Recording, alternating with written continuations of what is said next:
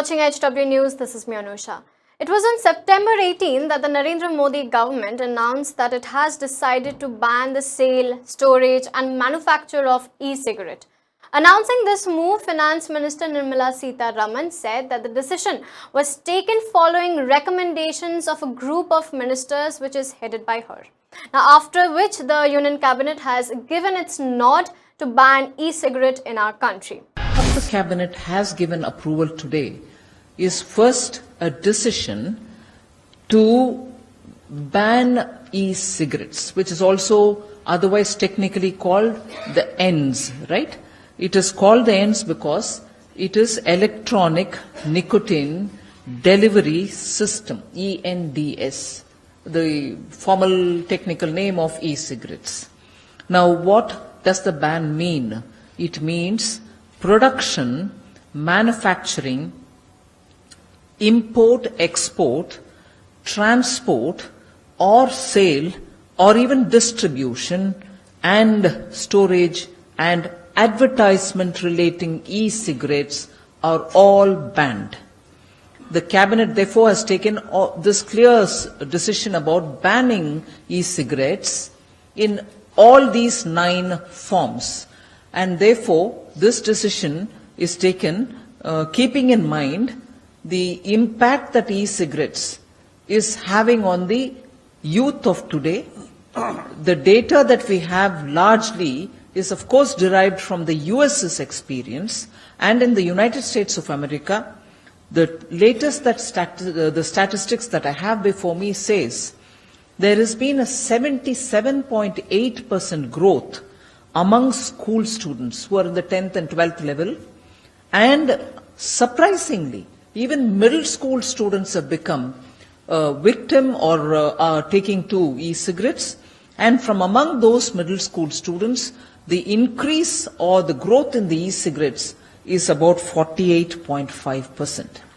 And many science-based journals have already said nearly 3 million people in the United States are regular users of e-cigarettes, and there has been in a matter of about 4 to 5 years between 2011 and 2015-16, there's been over 900% growth in e-cigarettes in the US. These figures relate to the US.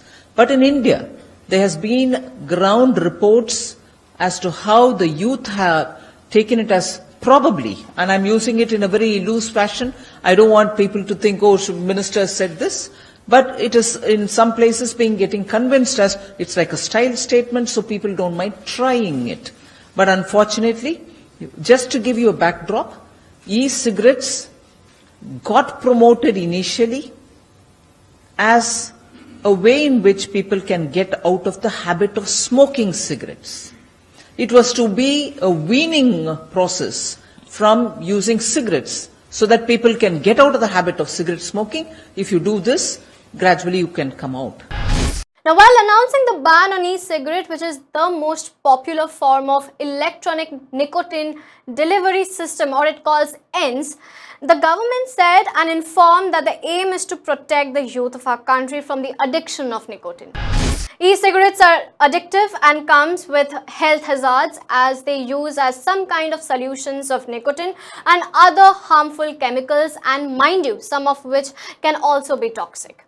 Now, according to World Health Organization, it says that though the nature of long-term health effects of ENDS is unknown, and that many researchers have concluded that e-cigarettes are generally less harmful than cigarette, but they still pose a very serious public health concern.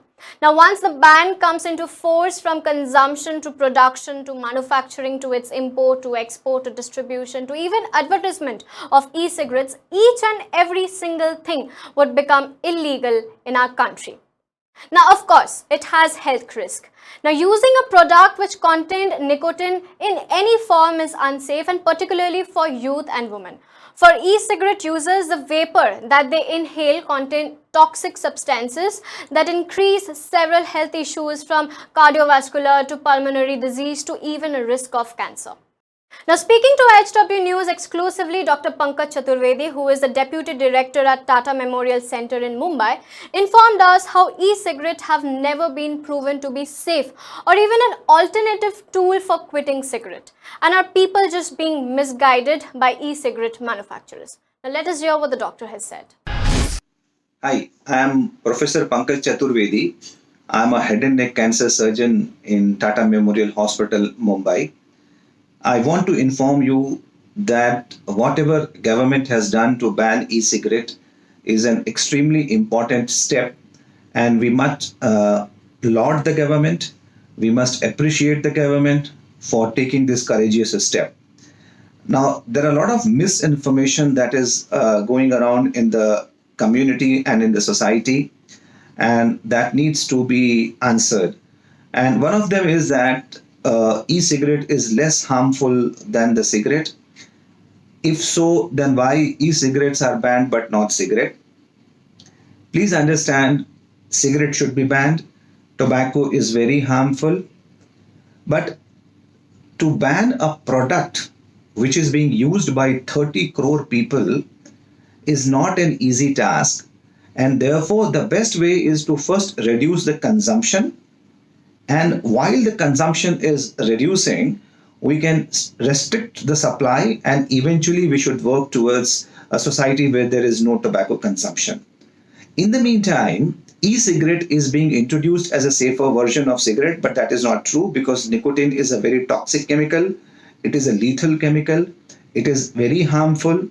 And nicotine, if given 50 milligram to an adult, the adult dies. And therefore, to say that nicotine is safe or e-cigarettes are safe is wrong. And to say that e-cigarette is safer than cigarette is something like saying that jumping from 10th floor is safer than jumping from the 13th floor. For an individual, e-cigarettes is very harmful, and we have to realize. Now, what happens that, yes, it helps some people quit tobacco, but there is no proven evidence for that. And if it is supposed to be used for quitting tobacco, then in that situation, it has to be a drug. It cannot be an over-the-counter product. Most important thing is that, yes, I can use nicotine tablet, I can use e-cigarette and help a person quit tobacco. And currently, 2 milligram of nicotine is allowed to be given to the individual to quit tobacco under the medical supervision. However, for e-cigarette, there is no such recommendation, there is no such approval. And also, if whatever data we have about people trying to use e-cigarette for quitting tobacco, the data says that people who start e-cigarette use to quit tobacco, they are not able to leave e-cigarettes. What does that mean? That I am moving from cigarette to e-cigarette, and for e-cigarette, if I get addicted, there is no current treatment available that I can give to an individual. And therefore, e-cigarette use based on the content of the nicotine in it is not only highly toxic, but it is very addictive. And people should realize that whatever misinformation is being spread, it is because e-cigarette is owned by tobacco industry.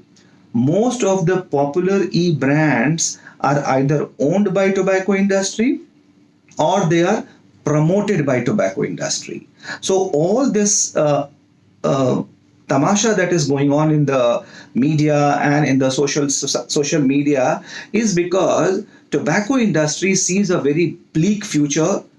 Why they are seeing a bleak future? Because world over, cigarette consumption is declining.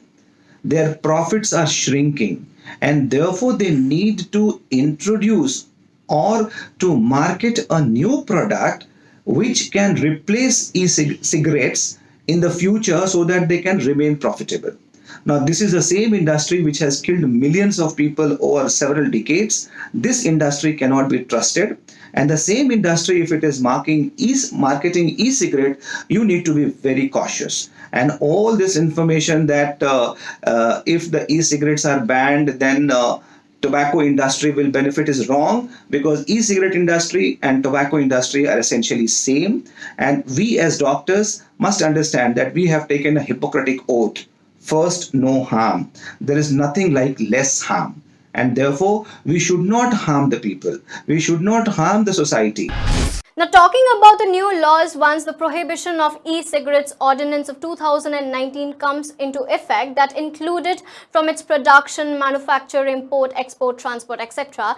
These are the provisions which will become applicable. Number 1, any production, manufacturing, import, export that includes online sale, distribution of e-cigarettes shall become a cognizable offence in India. Number 2, this will be punishable with an imprisonment of up to 1 year or fine of up to 1 lakh or both for the first offence. Number 3, in case someone is caught flouting the law again, the punishment would be imprisonment of up to 3 years and a fine of up to 5 lakh. Number 4, under the new law, those found storing e-cigarette will be punished with imprisonment of up to 6 months or fine up to 50,000 or both. Now, beside these, those who have existing stocks of e-cigarettes will have to declare or even deposit them with the nearest police station on their own before the ordinance come into effect. And prior to these announcements, 15 states and 1 union territory had already banned e-cigarettes. These includes Punjab, Karnataka, Mizoram, Kerala, Jammu and Kashmir, Uttar Pradesh, Bihar, Maharashtra, Tamil Nadu, Jharkhand, Himachal Pradesh, Puducherry, Rajasthan, Meghalaya, Orissa and Nagaland.